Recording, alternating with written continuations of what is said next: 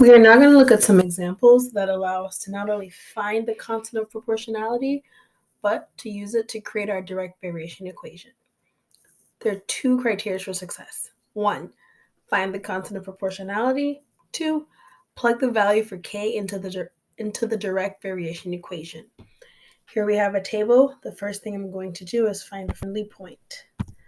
The friendly point that I'm going to find exists here at 2, 1. X is 2, y is 1. I'm going to plug that into my formula. I'm going to get a half, so my k is 1/2. I'm going to take that value for k and plug it directly into the equation. I'm going to replace the letter k. So my equation is going to be y equals 1/2 x. Let's look at another example.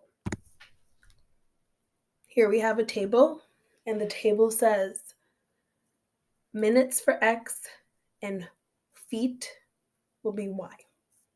I can pick any pair. The pair that I'm going to pick, 1, 200. I'm going to plug it into my formula. 200 over 1, k equals 200. So now I found k. K equals 200. Now I must create the direct variation equation by replacing k with 200. So my direct variation equation is y equals 200x. Finally, we have another graph. In this graph, our points are already labeled for us. We can pick either one. I'm going to pick this one right here, 1, 60. My y value, 60. X value, 1. K equals 60. I have found k. Now, I need to take k and plug it into my direct variation equation.